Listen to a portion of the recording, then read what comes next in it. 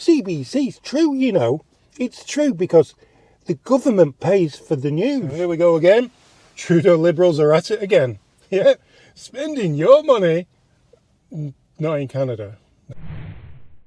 Okay, let's look at this tweet from Stephen Gilbo, and let's look at what he had to say, and then let's look at what it means for Canadians. And yeah, not a lot really for Canadians, to be honest. Spoiler alert.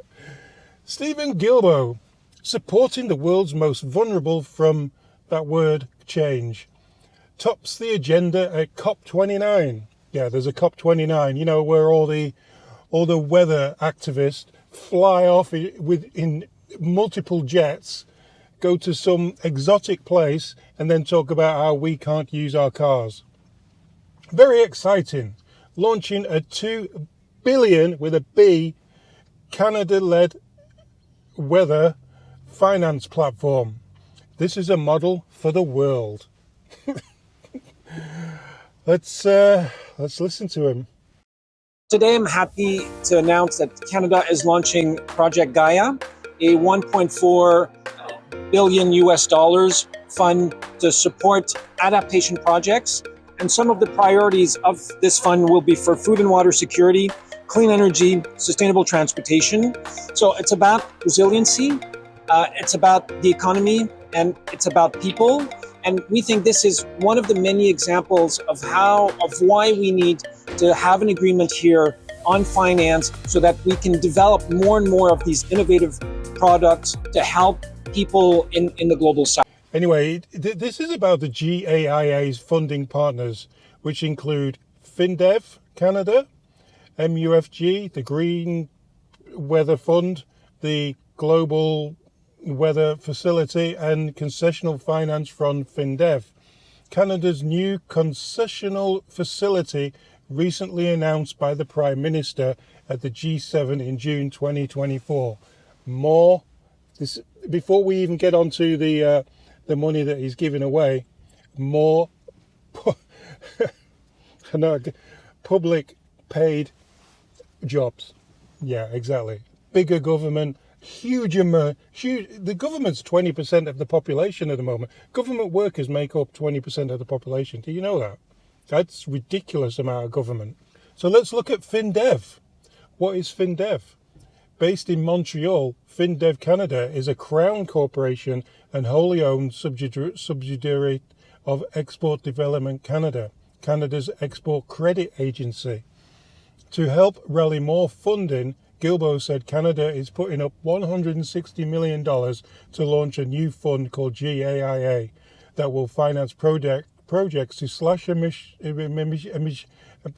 exhaust pipe gases and help lower income countries adapt to the damages of weather change, including small island states in the Caribbean. The fund will include direct grants and long-term loans with a goal of rallying $2 billion from governments and private sources, Gilbo said. But it's mostly going to be government stuff to kick it off, and they're encouraging people to invest in other countries miles away from Canada. Not invest in Canada and Canadians, not invest in food banks that don't have enough food or enough money to give out clothing and food, not invest in,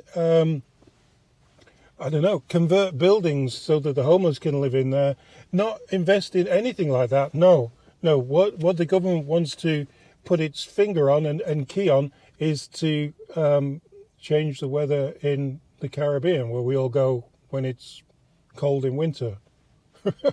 That's not a good idea, is it? Anyway, John left a message on this on the Google thing that I found, and he said, the Liberals aren't going to win any votes with this announcement. It's just send all our money elsewhere. Yes, that's the ticket. The sooner these guys are gone, the better. Yeah, the great cash giveaway is again being resurfaced in COP29.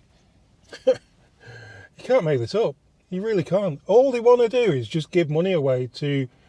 And somebody mentioned that some of these places are also dictatorships. So the money that they're giving to these little island states might not even go to anything that they want it to go to. It might just go to maybe refurbishing a palace or something down there. But, you know, that's allegedly.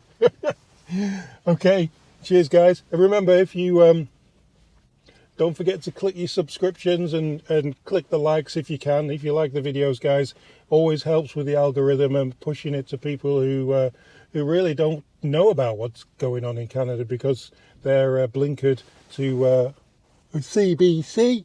CBC says, CBC's true, you know. It's true because the government pays for the news. Yeah, they wouldn't lie, would they?